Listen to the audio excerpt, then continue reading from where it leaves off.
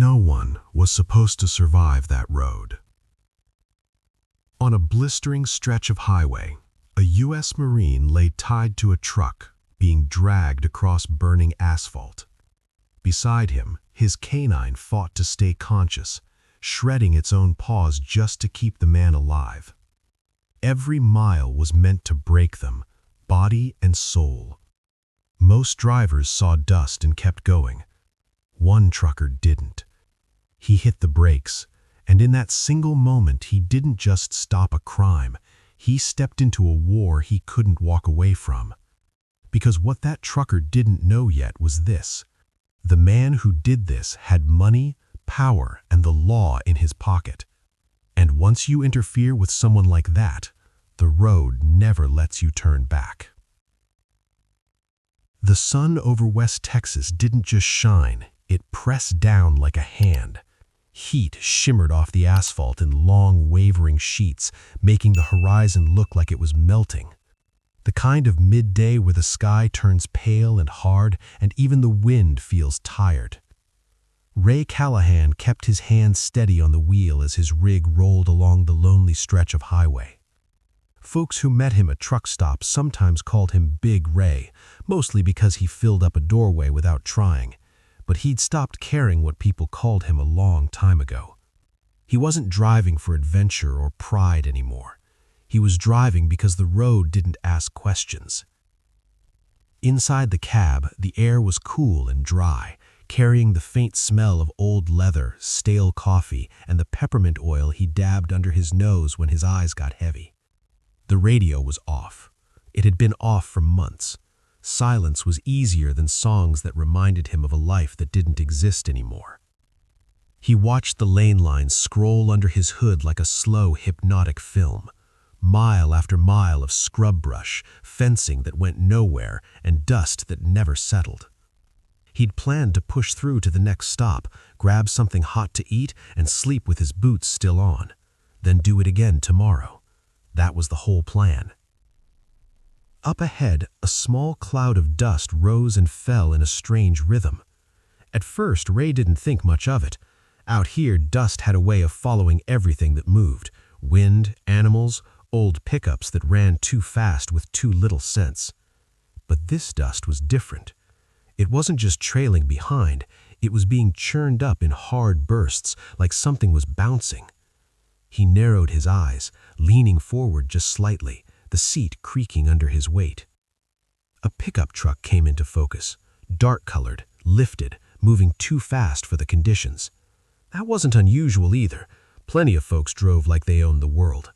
But what made Ray's stomach tighten was the thing behind it.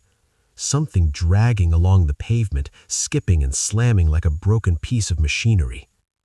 His mind tried to label it as debris, a tarp, a bundle of scrap, a tire caught on a chain. Then the sun hit it right, and the shape became undeniable. A human body. Ray's breath caught so hard it felt like someone had punched him. The pickup was dragging a man, an actual man, tied by a thick rope to the trailer hitch. The figure behind the truck rolled and jolted over the asphalt, clothes torn, limbs limp in a way no living person should ever be forced to be. And beside him, tethered to the same rope, was a dog. A large canine, German shepherd build, black and tan coat turned dark with blood and road grit. The dog was awake, somehow awake. Its paws scrabbled against the pavement, slipping and failing, but it kept trying to hold itself up. Not to escape, not to run. It was fighting to stay close. Ray watched, horrified, as the dog shifted its body and threw itself toward the man's head when the pickup hit a rough patch. The dog took the impact, shoulder and flank slamming the ground first, like it was trying to shield him. That sight, pure loyalty, pure desperation, lit something in Ray that had been cold and buried for years. He didn't think about the weight of his load. He didn't think about the risk. He didn't think about what anyone would say. He just moved. His boot hit the brake hard enough to make the cab shudder. Tires screamed. The trailer slowed with a violent, heavy lurch, the trailer tugging against momentum like an anchor catching on rock.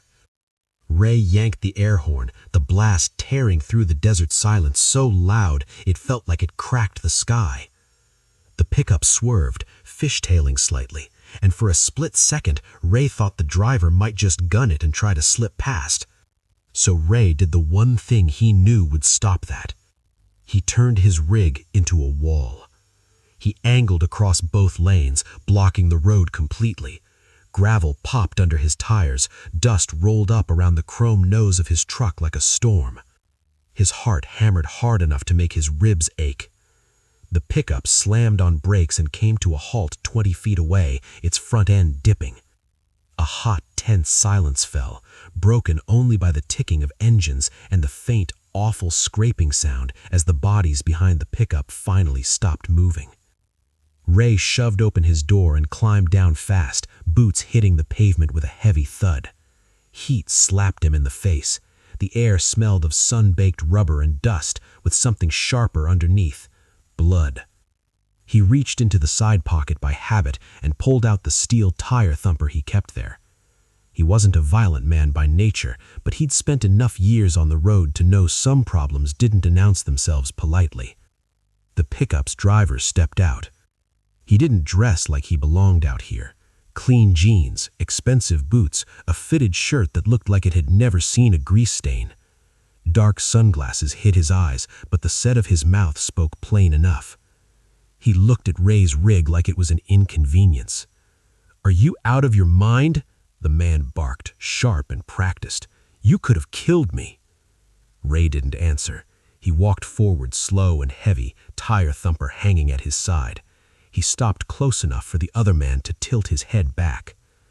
Then Ray looked past him. The Marine's clothing, what was left of it, was torn and soaked, the pattern of fatigues barely visible under the grime. His skin was raw in places where fabric had failed him. His face was turned sideways, cheek pressed to the hot road, eyes half open but not seeing. The rope had cut deep into his wrists and shoulders. The dog lay tangled beside him, chest rising fast, ears twitching weakly. Its paws, good Lord, its paws looked like they were burned down to flesh. Yet even now, even in that condition, the dog kept its head angled toward the Marine, a low sound vibrating in its throat. Not a growl meant to attack, a warning meant to protect. Ray watched, horrified, and knew the dog had been injured, not by the asphalt. It had been injured trying to protect the man. Ray reached out slowly and laid his big hand on the dog's head. The animal didn't bite. It leaned into Ray's palm like it had been waiting for permission to believe. Ray exhaled, long and steady, and then made his decision.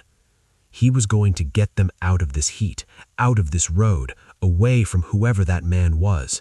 And once he did, nothing about Ray Callahan's life would ever go back to the quiet, empty way it had been. Ray Callahan worked fast, but not frantic.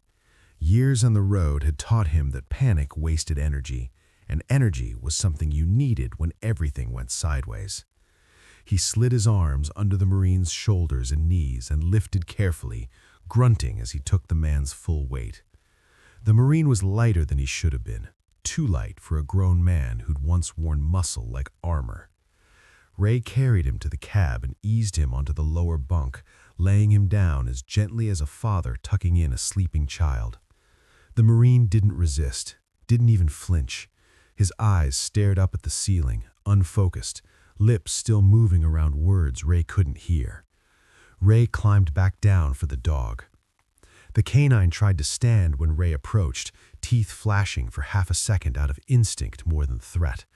But its legs gave out immediately, and it collapsed with a pained sound that cut straight through Ray's chest. "I know," Ray muttered, crouching low. "I know, buddy. I'm not here to hurt him." He moved slow, letting the dog smell him. Engine oil, coffee, dust, and something else underneath it all. Grief, maybe.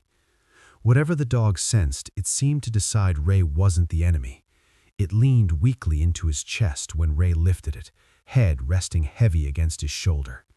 Ray carried the dog up into the cab and laid it on a pile of old blankets beside the bunk. The dog kept its eyes locked on the Marine the whole time, chest rising and falling fast, as if counting every breath the man took. Ray shut the door, climbed into the driver's seat, and sat there for a long moment with his hands on the wheel. His pulse still thundered in his ears.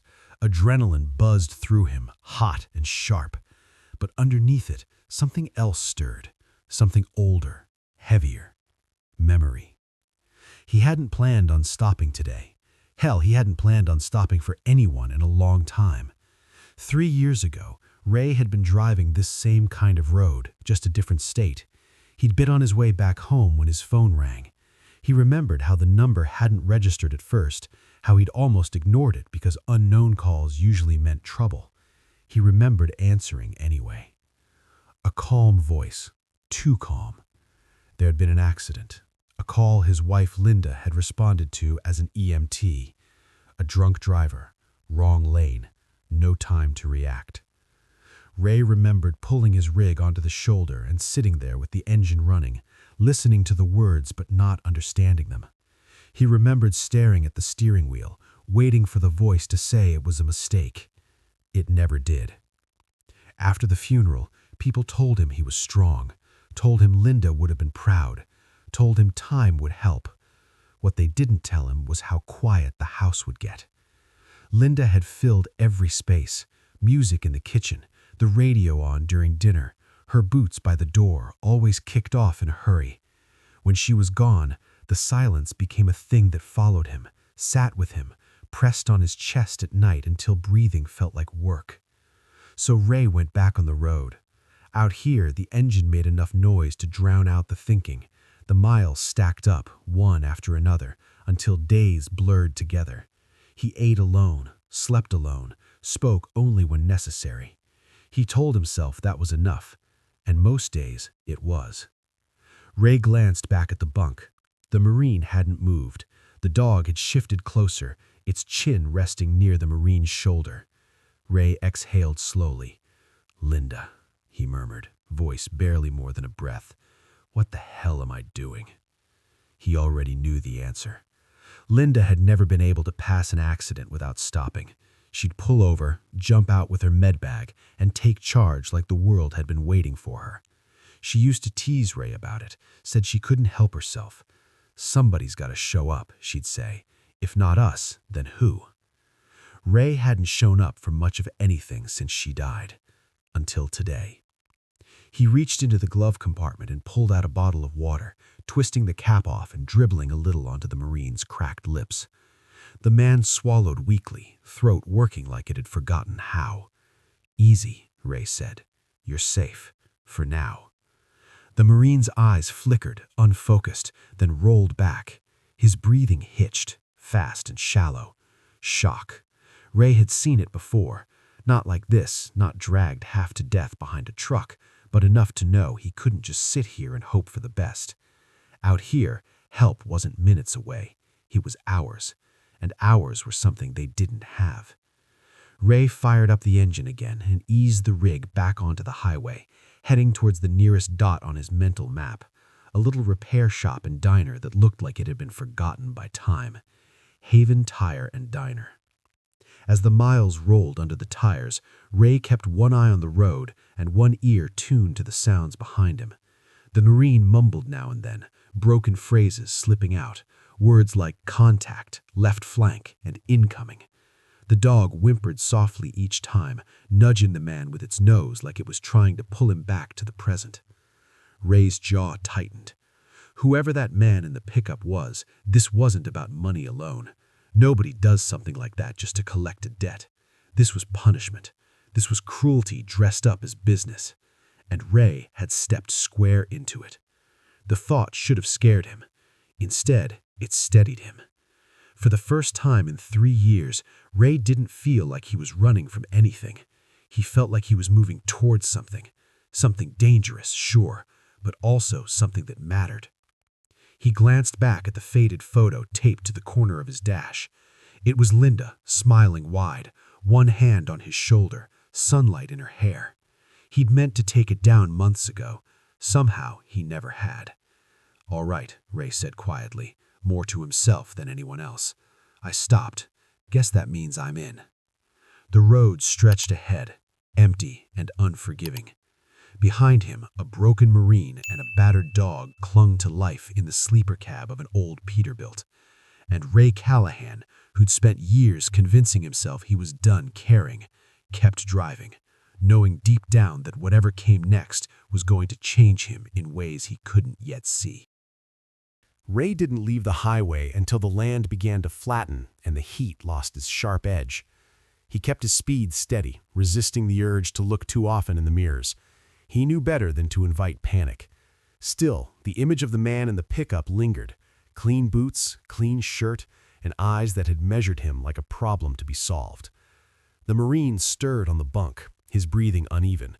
Ray glanced back just in time to see the man's jaw clench and his hands curl as if around an invisible rifle. The words came out louder this time, tangled and urgent. Left side, Rex, down." The dog lifted its head, ears pricking at the sound of its name. It tried to stand again and failed, a soft cry escaping its throat. Ray reached back and steadied it, resting a hand between its shoulders. The dog leaned into the touch, eyes never leaving the Marine. "I've got you," Ray said, though he wasn't sure who he meant. 10 miles later, Ray saw dust in the mirror. At first, it was faint, just a smudge on the horizon. Then it grew, fast, deliberate. His gut tightened. He didn't slow, he didn't pull over. He simply shifted his grip on the wheel and waited. The pickup came up on his left, engine snarling, matching speed. The driver leaned out the window, sunglasses gone now, eyes sharp and bright with something like excitement. "Thought you could just roll off with what's mine," the man shouted over the wind. Ray kept his gaze forward. "You've said your piece. Keep driving." The man laughed. "You don't get it, big man. This isn't a bar fight you can walk away from." The pickup surged ahead, cut in front of Ray's rig and slammed on the brakes. Ray reacted without thinking, standing on his own brakes, airlines hissing as the trailer shuddered behind him. The rig slowed just in time, horn blaring as the pickup swerved to the shoulder. Ray guided his truck over too, gravel crunching under his tires. The man was out of his cab before Ray had fully stopped. Up close, he looked younger than Ray had first thought, mid-40s maybe, hair cut neat, skin untouched by sun or hard work. He smiled like someone used to getting his way. "Name's Trent Maddox," he said, spreading his hands as if introducing himself at a dinner party. "You should remember it." Ray climbed down slowly, tire thumper in hand but low, not raised. "You're done," he said. "Go home." Maddox shook his head, amused. "No, you are." He lifted his phone and tapped the screen. "I've got video of you threatening me, blocking the road, interfering with private property. You think the law's gonna see a hero here?" Ray took one step closer. Maddox didn't move, but his smile tightened. "That man in your truck assaulted me, stole from me, and that animal?" He shrugged. "Dangerous. You really want to be responsible when someone gets hurt?" Ray's eyes went flat. "You dragged him down the highway." "Business dispute," Maddox said lightly. "People sign contracts every day. Consequences come due." Ray leaned in close enough to smell Maddox's cologne, something sharp and expensive that didn't belong out here. "You touch them again, and contracts won't save you." For a moment, something flickered behind Maddox's eyes. Then it vanished, replaced by cold certainty. "You don't scare me," Maddox said. "Men like you always think muscle solves everything. It doesn't." He stepped back, phone still up. "I know people, I know systems. You just painted a target on your back." He turned, climbed into his pickup, and drove off without another word. Ray watched until the dust settled. Only then did he realize his hands were shaking. He climbed back into his rig and sat there, engine idling, staring at the empty stretch of road ahead. Maddox's words echoed in his head, not as a threat, but as a promise. "You don't get to walk away." Ray looked back at the Marine. The man's eyes were open now, clearer, though pain etched every line of his face. He swallowed hard. "He's coming back," the Marine rasped. Ray nodded. "Yeah, I figured." The Marine shifted, wincing. "You shouldn't have stopped." Ray met his gaze in the mirror. Too late for that. The Marine let out a shaky breath. "He won't quit. He'll use cops, lawyers, anyone he's paid. Ray considered that. He'd lived long enough to know the world wasn't fair and the law didn't always have a clean face. He also knew that backing down now would haunt him worse than any consequence Maddox could throw his way. "What's your name?" Ray asked. "Noah," the Marine said after a pause. "Lance Corporal Noah Carter." Ray nodded. "Ray Callahan." Noah's eyes flicked to the dog. "That's Rex. He won't leave me." Ray glanced back again, saw the dog watching him with tired, intelligent eyes. Wouldn't expect him to. The road sign for Haven Tire and Diner appeared ahead, faded paint barely legible. Ray guided the rig toward the exit, heart pounding harder with each mile. He didn't know who he could trust. He didn't know how far Maddox's reach extended, but he knew one thing for certain. Stopping was the easy part. What came next, standing his ground, was going to cost him. Ray eased off the highway and headed toward the little cluster of buildings ahead, unaware that Maddox was already making calls, already turning gears Ray couldn't see. And somewhere behind them, a man with money and influence was deciding how to make Ray Callahan regret ever hitting the brakes. Haven Tire and Diner sat a quarter-mile off the highway, tucked behind a leaning billboard that still advertised gas prices from a decade ago. The building looked like it had been assembled from spare parts, corrugated metal patched with wood, windows clouded by dust and age. A single diesel pump stood out front, its paint peeled and sun-bleached. Most folks drove past without a second glance. Ray guided his rig into the gravel lot and cut the engine. The sudden silence rang in his ears. Before he could open the door, it swung outward from the diner side. A woman stepped onto the porch, wiping her hands on a faded towel. She was in her late 50s, maybe early 60s, hair pulled back tight, posture straight despite the years.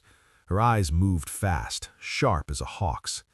She took one look at Ray's face, then at the way he moved, tense, deliberate, and her gaze shifted to the sleeper cab. "Trouble?" she asked, voice low but steady. "Bad," Ray said. "I need help." She didn't hesitate. "Bring him in. Back entrance." Her name was Gloria Vega, though Ray didn't know that yet.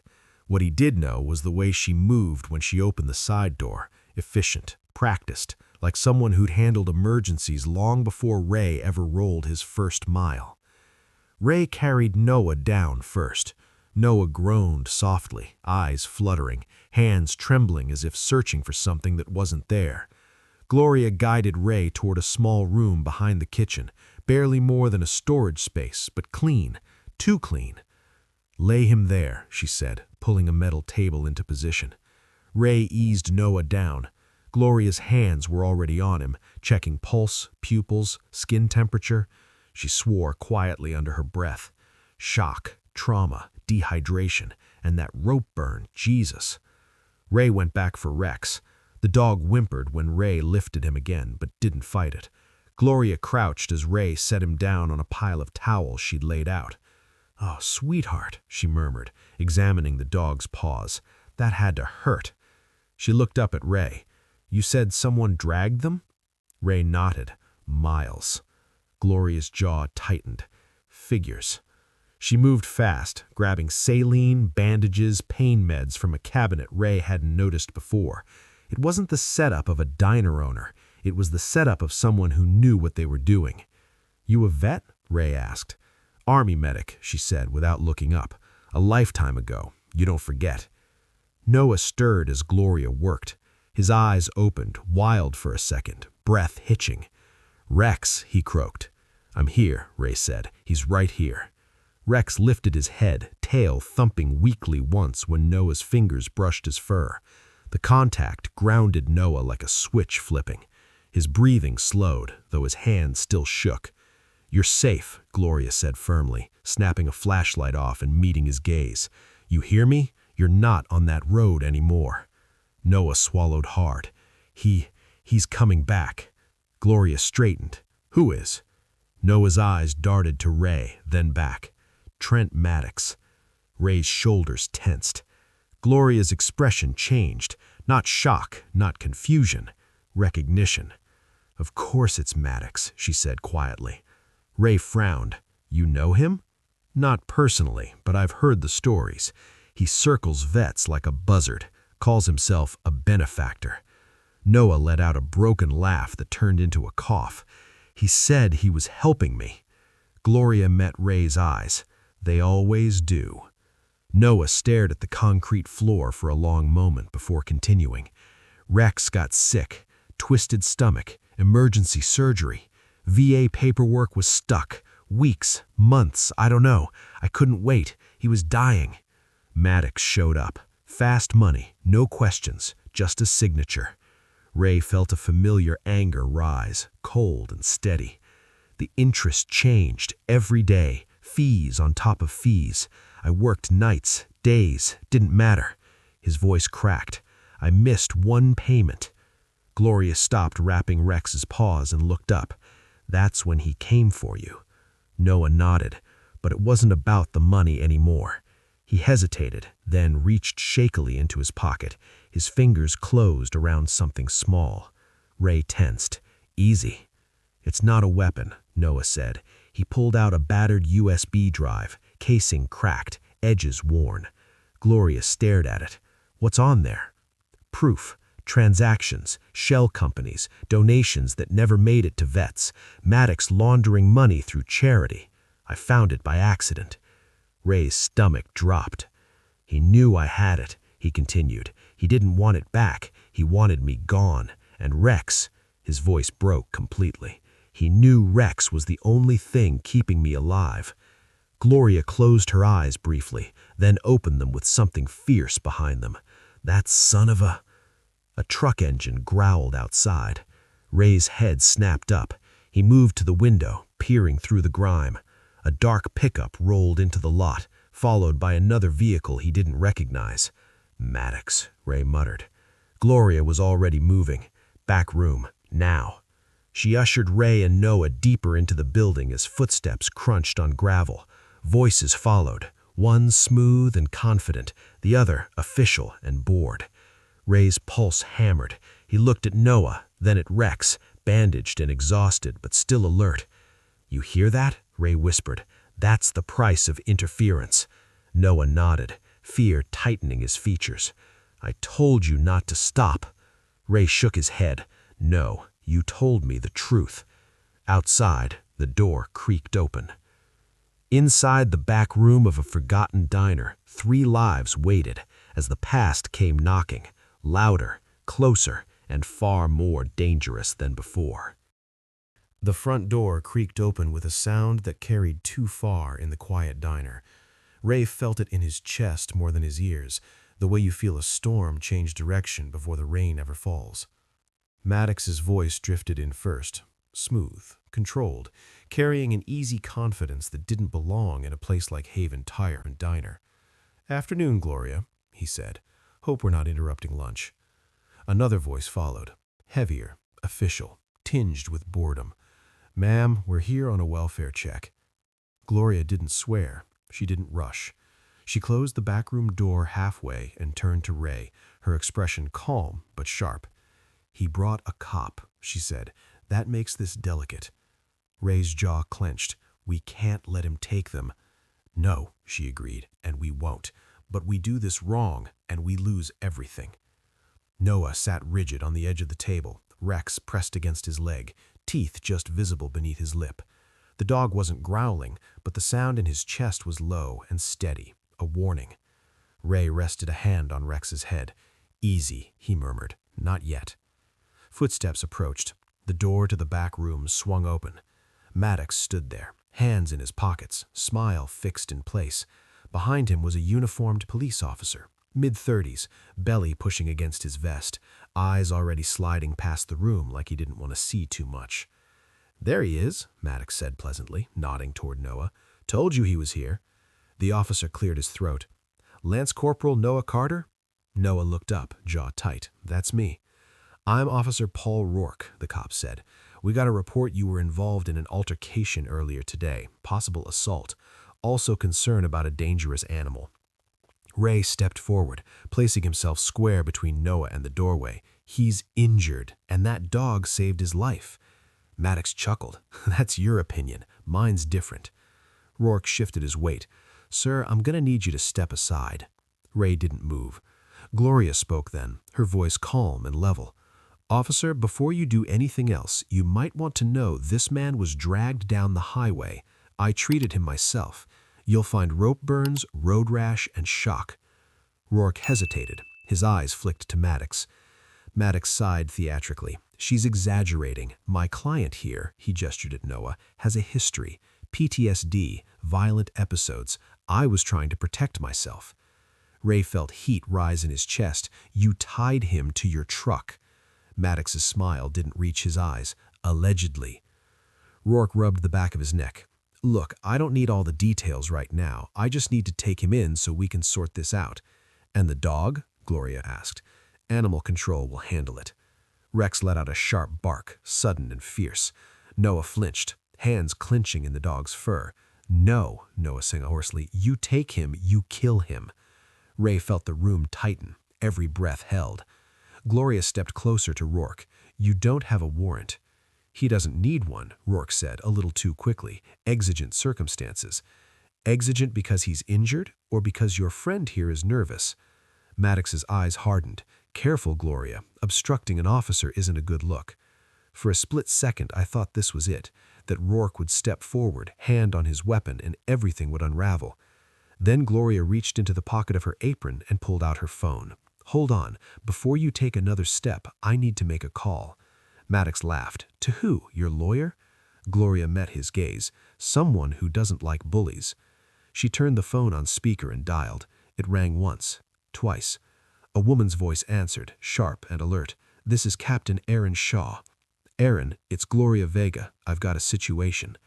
"I'm listening," Shaw replied. "I have a Marine veteran here, severely injured, evidence of assault. The man who brought him here is here with Officer Paul Rourke, attempting to remove him without a warrant." There was a brief pause on the line.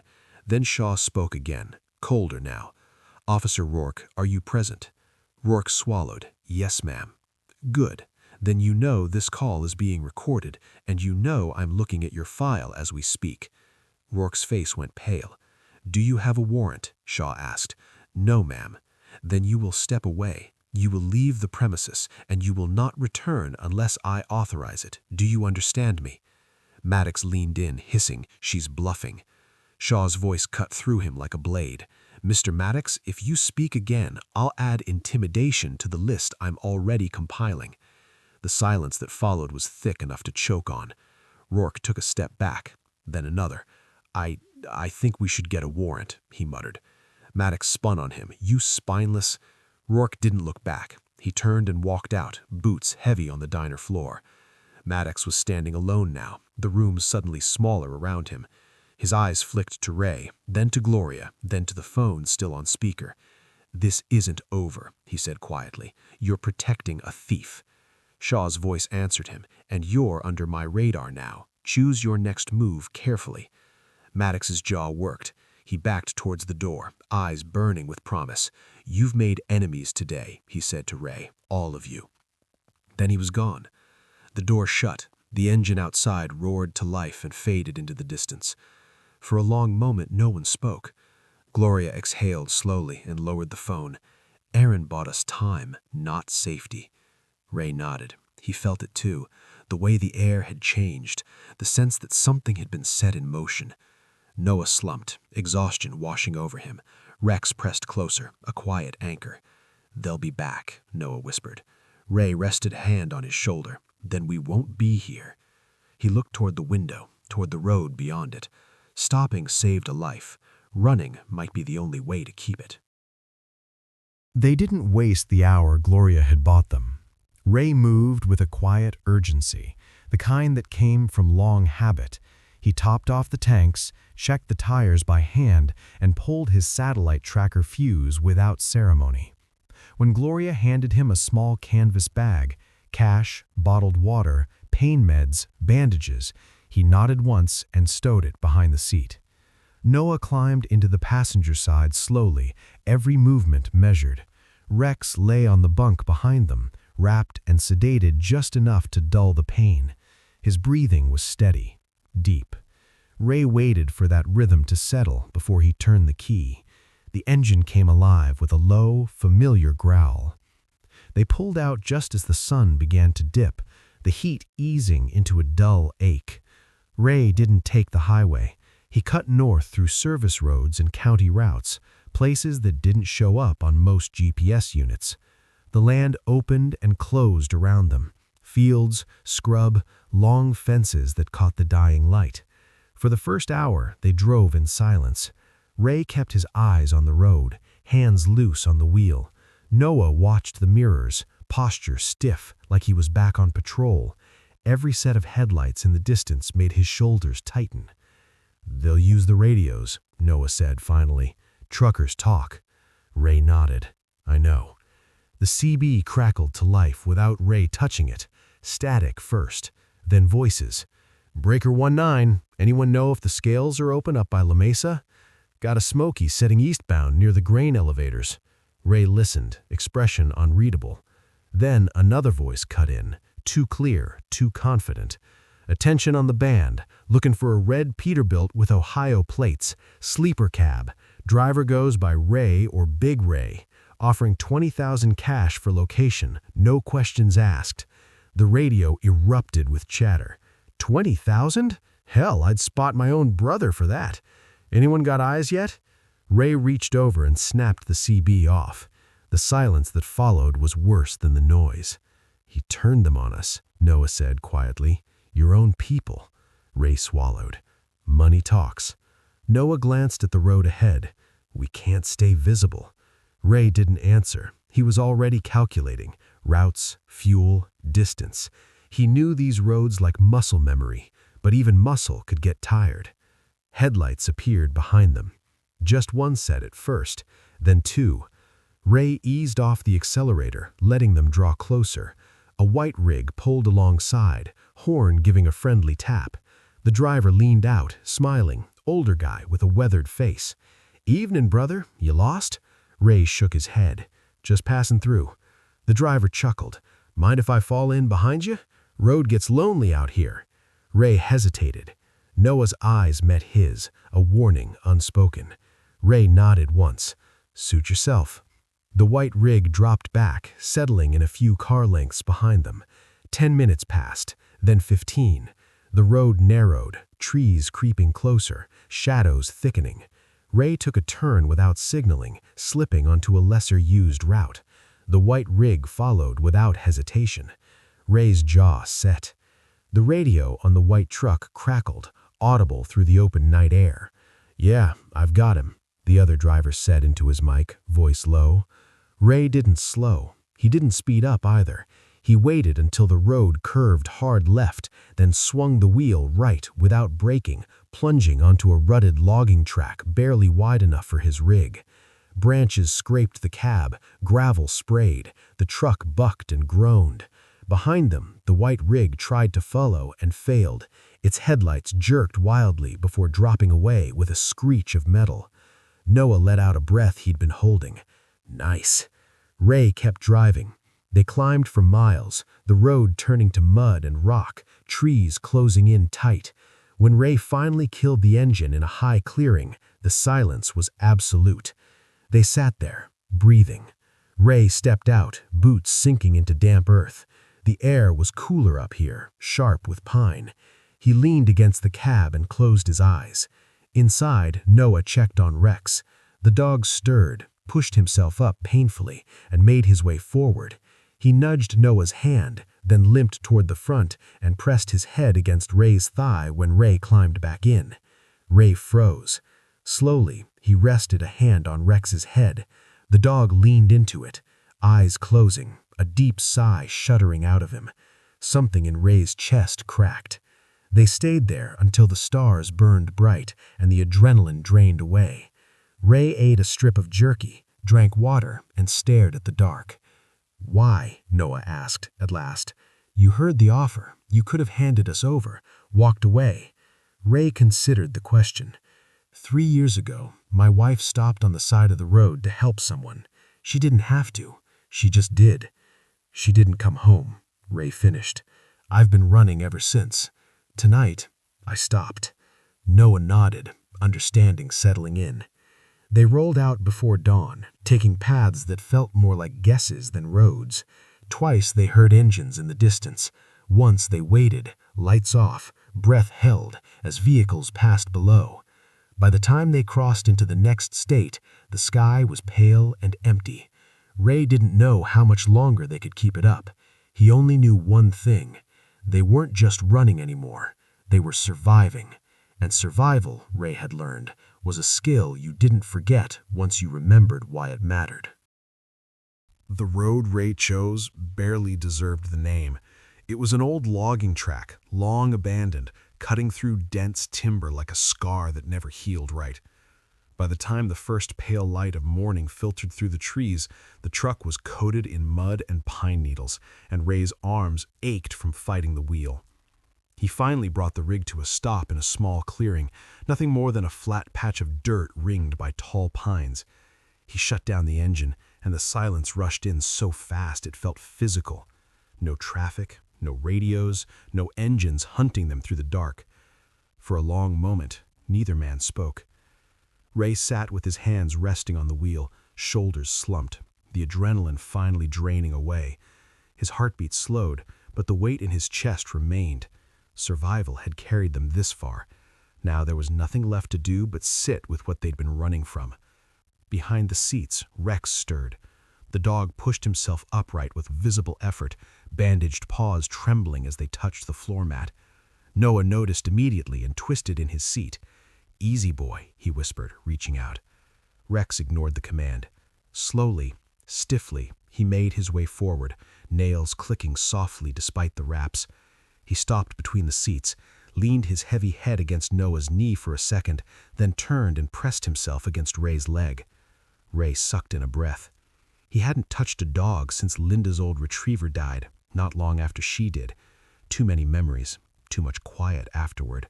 But now, with Rex's weight steady and warm against him, Ray found his hand moving on its own.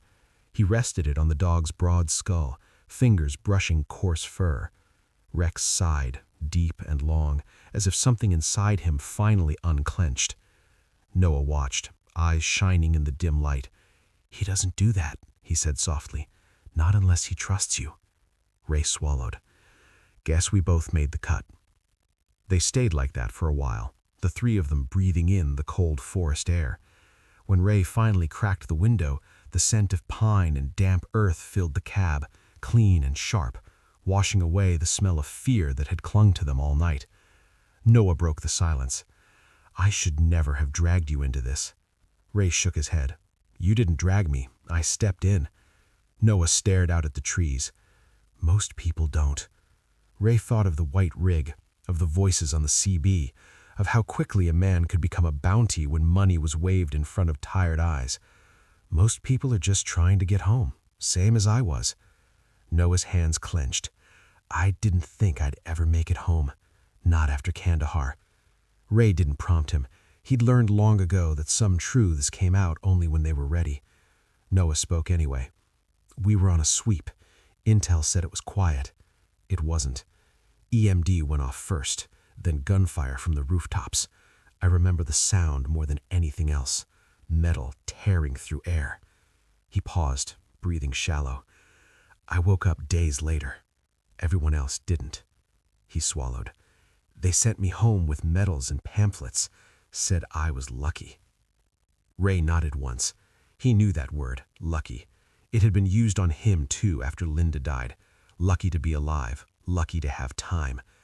"I couldn't stand walls, crowds, fireworks. I thought I was losing my mind." He glanced down at Rex. Then there was him. He didn't care. He just stayed. Rex lifted his head at the sound of Noah's voice, eyes soft. "Maddox knew that," he said. "That's why he did what he did. He didn't want my money. He wanted me broken." Ray felt something hard settle in his gut. Didn't work. Noah let out a shaky laugh. "Didn't feel like that on the road." Ray looked at him then, really looked at him, not as a Marine, not as a victim, but as a man who'd been pushed past endurance and was still breathing. "You're still here," Ray said. "That counts." Noah nodded slowly. "Yeah, it does." They shared the last of the jerky and water, chewing in silence. It wasn't much, but it grounded them. When Rex finally lay down again, head on Ray's boot, Ray felt a strange, unfamiliar peace. It didn't last. A distant engine echoed through the trees. Ray's head snapped up. He leaned toward the windshield, listening. The sound was faint, far off, but unmistakable. Noah stiffened. They're close. Ray scanned the clearing, mind racing. They couldn't stay. They couldn't go back. The route ahead was narrow, but it was theirs. We move. Now. He eased the engine back to life, keeping the revs low. As the truck rolled forward, Ray felt the familiar weight of the road settle into his bones. The fear was still there, but it no longer ruled him. As the trees thinned and the track led back towards civilization, Ray knew the next stretch would be the hardest. Maddox wouldn't give up. Men like him never did. There would be one last attempt to corner them, one last gamble to force Ray's hand. But in the dark cab of a battered truck, with a wounded Marine and a loyal dog beside him, Ray understood something he hadn't in years. He wasn't alone anymore, and whatever waited for them ahead, he wasn't running just to survive. He was driving to protect what mattered. The trap waited for them where the road narrowed to a bridge no wider than a handshake between guardrails. Ray saw it in the way the morning light caught metal ahead. Two vehicles angled just wrong, blocking the far end as if by accident. He eased off the throttle, heart steady, eyes sharp. Noah saw it too. His posture changed, soldier instincts surfacing without ceremony. "That's not random," he said quietly. Ray nodded. "No, it's the end of the line." Behind them, an engine rose, fast, impatient. Ray checked the mirror. A dark SUV, too clean for these roads. He knew who was in it without seeing the face. "Hold on," Ray said, and eased the truck forward as if he hadn't noticed a thing. At the near end of the bridge, a pickup rolled sideways, blocking the lane. A man stepped out, waving an arm, playing the part of concern. On the far end, another SUV idled, angled to close the gap the moment Ray committed. It was neat, efficient, Maddox's style. Ray brought the rig to a slow stop just short of the bridge. He set the brake. The engine behind them cut close, then idled. Doors opened, boots on gravel. Noah's breath went shallow. Rex stirred behind them, sensing the shift. Ray reached back and rested a hand on the dog's head. "Easy, boy." Maddox appeared at Ray's window, smiling like a man who had waited for this moment. "You're persistent, I'll give you that." Ray didn't open the door. "You're done," he said again, the words worn smooth by use. Maddox laughed softly. "You really think so? I've got witnesses now. You've crossed lines. Hand him over and I'll let you drive away." Ray glanced at the bridge, then at the narrow shoulder, the drop beyond it. The choice had been made miles ago. Before he could answer, a horn blared from the opposite side, long and furious. A rig came barreling into view, older, scarred, driven hard. It swerved, nose blocking the far SUV just as it tried to move. A woman leaned out the window, hair pulled back, eyes blazing. "Road's closed," she shouted. "Move it." Confusion rippled through Maddox's men. Ray didn't waste the second. He released the brake and rolled forward, not onto the bridge, but toward the shoulder. The tires dipped, the rig groaned. Ray held the wheel steady and eased the truck down a sloped maintenance cut that barely existed, hidden by weeds and shadow. The undercarriage scraped, metal singing, but the Peterbilt held. Maddox shouted. Someone ran. The SUV behind them lurched forward too late. Ray kept going. The path narrowed, twisted, then opened onto a county road marked only by a rusted sign. Ray hit the accelerator and didn't look back. They drove until the land changed. Trees thickened, air cooled, the sky stretching wide and blue. By the time they reached the gates of Iron Pine Sanctuary, the tension that had lived in Ray's shoulders for days finally loosened. The gates opened without ceremony. Inside, a woman waited, short hair, steady eyes, posture that spoke of experience earned the hard way. She assessed Noah with a glance, then Rex. "We've got you, both of you." They moved fast. Rex was carried away to a clean room that smelled of antiseptic and pine. Noah was guided to a chair, a blanket around his shoulders, hands shaking from exhaustion rather than fear.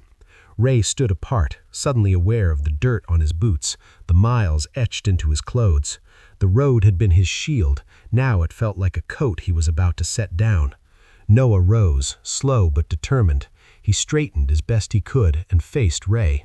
For a moment he struggled for words, then he did what came naturally. He saluted. It was crisp, respectful, heavy with meaning. Ray didn't know how to return it, so he nodded once, deep and steady. It felt right. Rex appeared then, bandaged but bright-eyed. He limped across the floor and leaned into Ray's legs, weight warm and trusting. Ray bent and rested a hand on the dog's head one last time. "Take care of him," Ray murmured, "both of you." He turned away before the heat behind his eyes could spill over. The road took him south again, quiet and familiar. He drove through the night, the engine's rhythm a comfort rather than an escape. Somewhere near dawn, he stopped for coffee at a place that didn't ask questions. When he sat down, a postcard waited on the counter, slid there by a woman who smiled like she knew more than she said. It showed a lake under a vast sky. On the back, neat handwriting. Ribs healed, paws too. We're working with horses now. Rex likes the snow. Thank you. Ray folded the card and tucked it into his vest, beside a faded photo of Linda. He finished his coffee and stood. Outside, his truck waited, patient as ever. The phone buzzed once. A message, a name he recognized, a job that wasn't on any official ledger. Ray smiled, just a little. He climbed into the cab and started the engine. The sound filled the quiet, strong and sure. Ray rolled back onto the highway, not running anymore, not hiding, but moving forward with purpose. Sometimes the world changed because someone hit the brakes, and sometimes because he chose the road that doesn't turn back. Sometimes miracles don't come with flashing lights or grand speeches. Sometimes they come in the form of an ordinary person who chooses to stop when everyone else keeps driving. If this story moved you, if it reminded you that kindness still exists in a hard world, let us know in the comments. Just a few words, even a simple, "I'm glad he stopped," is enough. And if you believe that no one, human or animal, should ever be left behind, take a second to like this video and subscribe to the channel. There are more stories like this waiting to be told, stories about courage, compassion, and the quiet heroes we pass every day without noticing. Thank you for watching, and may you always be the kind of person who stops when it matters.